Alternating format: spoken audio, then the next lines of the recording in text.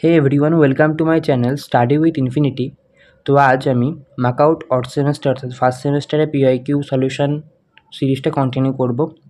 আজ আমরা paper code BSM 102 mathematics 1B 2022-2023 এর গ্রুপ এ এর যে পিআইকিউ সেগুলো সলিউশন করব। তো প্রথম কোশ্চেনে আসি। ফার্স্ট কোশ্চেনে বলা হয়েছে elementary operation on a matrix do not alter its rank. অর্থাৎ elementary operation of a matrix, একটা ম্যাট্রিক্সে এলিমেন্টারি অপারেশন তার র্যাঙ্কটাকে চেঞ্জ করে না। তো আমরা এই র্যাঙ্ক বলতে কি বুঝি? আমরা র্যাঙ্ক বলতে বুঝি যে number of linearly independent rose or column, অর্থাৎ লিনিয়ারলি ইন্ডিপেন্ডেন্ট রো বা কলাম সেইগুলো সংখ্যাটাকে বোঝানো হয়। তো এই এলিমেন্টারি অপারেশন বলতে কি বুঝি? আমরা এলিমেন্টারি অপারেশন বুঝি যে কোনো একটা রো অথবা কলামকে আর একটা রো আর কলামের সাথে, মানে রোয়ের ক্ষেত্রে রো বা কলামের ক্ষেত্রে কলাম, পরস্পর ইন্টারচেঞ্জ করা, বা একটা রোকে যদি আমি একটা স্কেলার দিয়ে মাল্টিপ্লাই করি এবং সেই রোটার সাথে যদি অপর একটি রো অ্যাড করি, অথবা এই কলামের ক্ষেত্রে যদি সেম প্রসেসটা ফলো করি, তো সেটাই হচ্ছে এলিমেন্টারি অপারেশন। তো এই ম্যাট্রিক্সের র্যাঙ্ক জানতে গেলে আমাকে একটা জিনিস জানতে হবে আমাদেরকে, সেটা হচ্ছে এশেলন ফর্ম। তো এই এশেলন ফর্ম বলতে কি বোঝানো হয়? এশেলন ফর্ম বলতে বোঝানো হয় যে all rose of zero must be at the bottom. অর্থাৎ একটা ম্যাট্রিক্সের সমস্ত জিরোর যে রোটা সেটা একেবারে নিচে থাকবে, অর্থাৎ বটমে থাকবে। একটা উদাহরণ দিয়ে বোঝাই। 2 5 3 0 -2 5 0 0 0। এবং একই সাথে আর একটা শর্ত আছে যে একটা স্টেয়ারকেস অর্থাৎ সিঁড়ির মতো একটা প্যাটার্ন ফলো হবে। যেমন এখানে একটা সিঁড়ির আকৃতির যে প্যাটার্ন সেটা ফলো হচ্ছে, ঠিক এরকমই। তো আমরা এরকম এশেলন ফর্মে কনভার্ট করব। তারপরে দেখব যে number of linearly independent column আর রোজ কটা আছে। এখানে যেমন দুটো আছে, তাহলে র্যাঙ্ক কত হবে? র্যাঙ্ক হবে হচ্ছে 2। এরকমই আমরা দেখে নিই যে elementary operation on a matrix do not alter its rank এর অপর একটা উদাহরণ। তো আমরা ধরে নিলাম একটা ম্যাট্রিক্স এ ইকুয়ালস টু 1 2 2 4।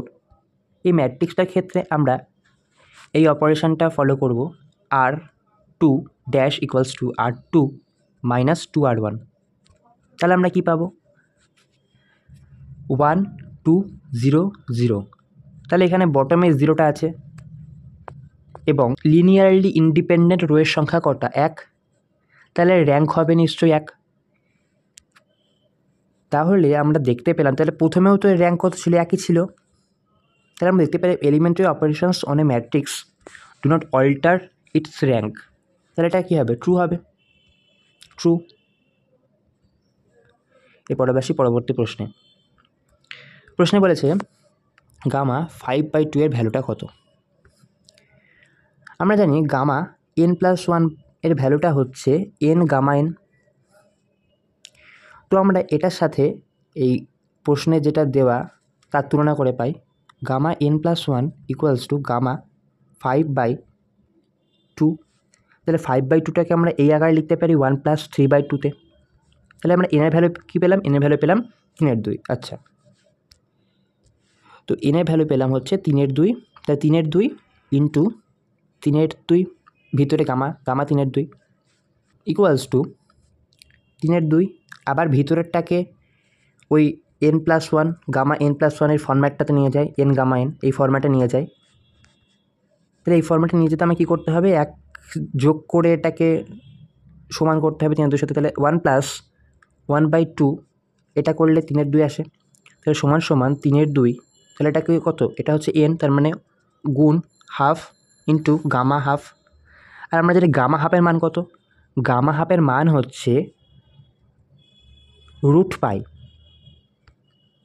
তাহলে আমরা কত পেলাম, 3/2 into half into root pi, অর্থাৎ এর যে ভ্যালুটা সেটা হচ্ছে 3/4 root pi.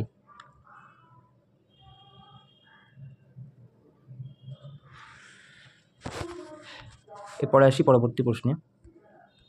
is applicable in -1, 1 close interval in the function f(x) = x² + 1। এখানে আমরা দেখতে পাই যে f(x) = x² + 1। এটার ক্ষেত্রে f(1) = 1 + 1 = 2 এবং f(-1) = 1 + 1 = 2, অর্থাৎ এই দুটো কি হচ্ছে, সমান হচ্ছে, ইকুয়াল হচ্ছে, এবং এটা একটা পলিনোমিয়াল ফাংশন, তাহলে সর্বত্রই কন্টিনিউয়াস হবে। আর কি জানি, আর আমরা জানি যে -1, 1 ওপেন ইন্টারভ্যালে ডেরিভেটিভ করা যাবে।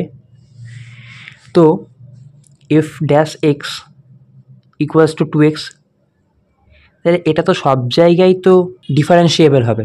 f(x) = 2x যদি আমরা 0 করি তাহলে x এর ভ্যালুটা কত হয়, x এর ভ্যালুটা হচ্ছে 0। তাহলে 0 তো -1 থেকে 1 এর মধ্যেই তো আছে না, তাহলে রোলস থিওরেমটা ক্ষেত্রে অ্যাপ্লিকেবল হচ্ছে, চারখানায় শর্ত ফুলফিলড হচ্ছে। তাহলে whether Rolle's theorem is applicable in -1, 1 closed interval to the function, তাহলে yes applicable।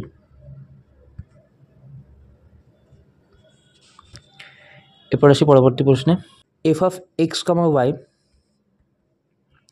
হচ্ছে হোমোজেনিয়াস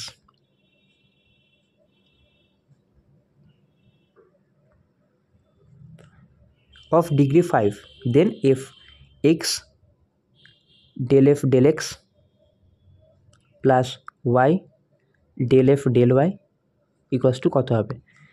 আমরা জানি যে যদি একটা ফাংশান, একটা হোমোজিনিয়াস ফাংশান ডিগ্রি n হয়, তাহলে x del f del x plus y del f del y equals to n f x, y এরকম হয়, যেখানে n হচ্ছে degree of the homogeneous function. তাহলে এখানে n এর মানটা যেহেতু 5, তাহলে উত্তরটা কী হবে, উত্তরটা হবে 5f of x, y।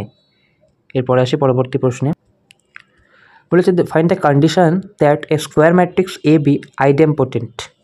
তাহলে আইডেম্পোটেন্ট ম্যাট্রিক্সের ক্ষেত্রে কী হয়, a স্কোয়ার = a হয়, তাহলে a কিউব কত হবে, a cube = a square into a হবে। আমরা জানি a স্কোয়ার = a, আবার এই a মানে এর মতো থাকলো, তাহলে a স্কোয়ার বেরোলো, আবার a স্কোয়ার = তো a, আবার a⁴, তাহলে আমরা a কিউব আমরা দেখলাম a, তাহলে a⁴ = a into a cube into a, তাহলে a কিউবের মানটা a ইন্টু এটা এর মতো থাকলো, আবার তাহলে a স্কোয়ার বেরোলো = a স্কোয়ার। তাহলে a স্কোয়ারের ভ্যালুটাই তো আবার a এর সাথে সমান, তাহলে a⁴n এর জন্য a⁴n = a হবে, এটা হচ্ছে কন্ডিশন। এরপর আসি পরবর্তী প্রশ্নে। বলেছে the series summation over 1/n⁴p is convergent if p is greater than 1, আর যদি ডাইভারজেন্ট হতো তাহলে কী হতো, p <= 1 হতো। তাহলে এই দুটো শর্ত অবশ্যই করে মনে রাখবে, কারণ এই কনভার্জেন্ট আর ডাইভারজেন্টের প্রশ্ন 2024-25 সালেও রিপিট হয়েছে, সো এই কনসেপ্টটা খুব গুরুত্বপূর্ণ। এরপর আসি পরবর্তী প্রশ্নে। প্রশ্নে বলেছে the improper integration 1 to infinite x dx 1 plus এক্সের হোল কিউব এটা কনভার্জেন্স, অর্থাৎ এই যে ইমপ্রপার ইন্টিগ্রালটা দিয়েছে এটা কনভার্জেন্স কখন হবে, যখন এটা একটা নির্দিষ্ট মান থাকবে, আদারওয়াইজ এটা ডাইভারজেন্স। যদি সেটা ইনফাইনাইট হয়ে যায়, যদি কোনো নির্দিষ্ট মান না থাকে, তাহলে সেটা হবে ডাইভার। এটাকে আমরা লিখতে পারি limit Z tends to infinite 1 to z, এবং এই 1 প্লাস এক্সটাকে যদি আমরা ইউ ধরে নিই, তাহলে আমরা কি লিখতে পারি, তাহলে ডিএক্স ইকুয়ালস টু ডিইউ, তাহলে এখানে লিখতে পারি ডিইউ বাই ইউ কিউব, এবং এক্সের জায়গায় আমরা কি লিখতে পারি ইউ মাইনাস 1, এবং লিমিটটা আমরা কি রাখতে পারি সেক্ষেত্রে, যে এক্স টেন্স টু যখন 1 হবে তখন ইউ টেন্স টু 2 হবে, আর এক্স টেন্স টু ইনফাইনাইট হলে ইউ টেন্স টু ইনফাইনাইট হবে। তাহলে জেডটা আমার, তাহলে এখানে লিমিটটা কত হবে 2 টু ইনফাইনাইট, অর্থাৎ 2 টু জেড, জেডটা টেন্স টু ইনফাইনাইট ধরেছি। তাহলে এখানে আমার কত হবে X equals to U minus 1। তাহলে আমরা পেলাম যে এইটুকু অংশ। তো আমরা লিখতে পারি limit Z tends to infinite integration 2 to z u minus 1 by u cube into du equals to, তাহলে প্রথমত আমরা এই লিমিট, এই ইন্টিগ্রেশনটার ভ্যালু বের করে নিই। তাহলে integration of 2 to z 1 by u square du minus du by u cube 2 to z পর্যন্ত। তাহলে আমরা ফার্স্ট লিমিটের ভ্যালু কত পাই -1 by U limit 2 to z, এবং সেকেন্ড লিমিটের ভ্যালু কত পাই +1 by 2 U square limit 2 to z। তাহলে আমরা ভ্যালুগুলো বসিয়ে দিলে কী পাই equals to -1 by Z plus মাইনাসে মাইনাসে প্লাস হয়ে যাবে 1 বাই 2, এখানে plus 1 by 2 Z square minus 1 by 2 into 2 square. তো এই জেডটা যেহেতু infinite, Z tends to infinite, তাহলে 1 বাই জেড টেন্স টু 0 হবে, এবং 1 by z 2 Z square tends to 0 হবে, এবং আমরা তাহলে কী পাই 1 by 2 minus 1 by 8 equals to 3 by 8, অর্থাৎ এর একটা নির্দিষ্ট ফাইনাইট ভ্যালু আছে। তার মানে এই improper integration 1 to infinite x dx 1 by 1 plus এক্সের হোল কিউব কনভার্জেস। এটা সত্য, ট্রু অর ফলস, তাহলে উত্তর হবে true. The function f x equals to sine x obeys Rolle's theorem in 0, pi close interval, true আর false বলতে হবে। তো আমরা জানি সাইন এক্স এই ফাংশানটা এক্সের যে কোনো রিয়েল ভ্যালুসের জন্য কন্টিনিউয়াস হবে, আর এই সাইন এক্সের যে ভ্যালুটা সেটা 0-তে, অর্থাৎ sine x at 0 equals to 0, at pi equals to 0, মানে সাইন 0-র ভ্যালু হচ্ছে 0, সাইন পাইয়ের ভ্যালুও 0, অর্থাৎ যে কন্ডিশান ছিল f of a equals to f of b, সেটা ক্ষেত্রে ফুলফিল হলো। এবং সাইন এক্সের যদি ডেরিভেটিভ করি ডিডিএক্স সাইন এক্স, তাহলে কস এক্স, তাহলে কস এক্স ইকুয়ালস টু 0 করতে হবে, এবং এক্সের ভ্যালুটা কি 0 থেকে পাইয়ের মধ্যে আছে সেটা আমাকে দেখতে হবে আগে। তাহলে এক্সের ভ্যালুটা তো যদি পাই বাই 2 হয়, তাহলে কস এক্সের ভ্যালুটা 0 হচ্ছে, তাহলে এটাও ফুলফিল করছে। এবং ফাংশানটা 0 টু পাইয়ের মধ্যে ডিফারেন্সিয়েবল, তাই এই ফাংশানটা রোলস থিওরেম ফলো করে। তাহলে অপশান হবে এ ট্রু। এরপরে আসি পরবর্তী প্রশ্নে। কোশ্চেনে বলা আছে the period of the function f x equals two 2 mod cos 2x। তো আমরা জানি এই কস ফাংশানের, অর্থাৎ কস আলফা এক্স এর পিরিয়ড হচ্ছে period of cos x by modulus of alpha.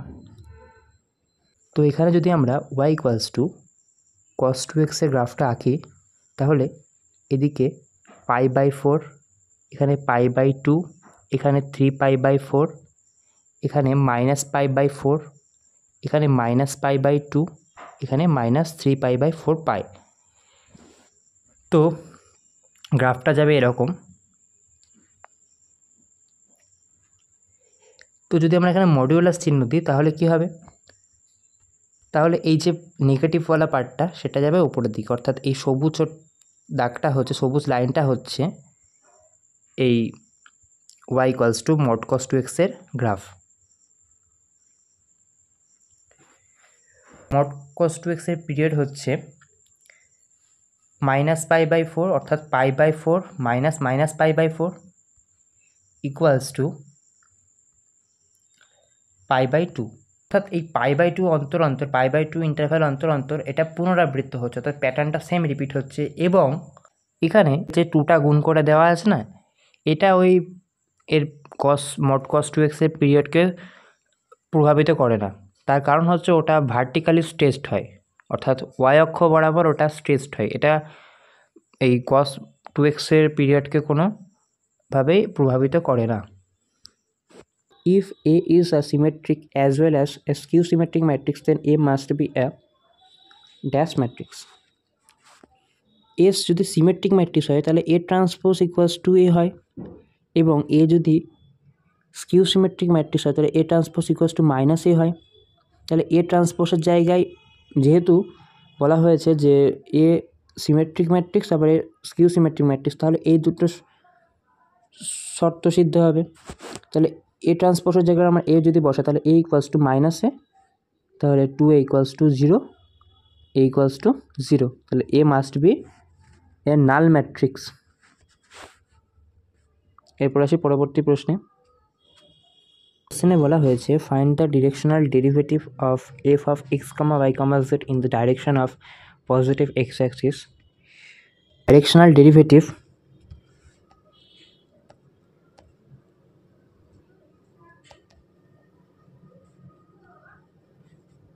of f of x, y, z is given by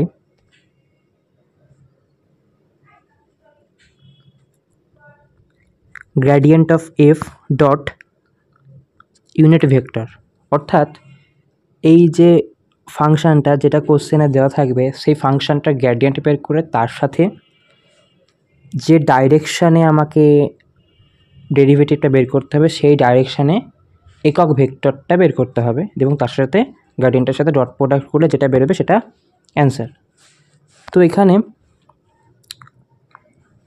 আমরা directional derivative করব, তাহলে কী পাবো, ডেল এক্স মানে গ্রেডিয়েন্ট অফ এফ মানে ডেল এক্স কমা del F del y comma del F del Z, এবং এই তিনটেকে পরস্পর যোগ করে দেব।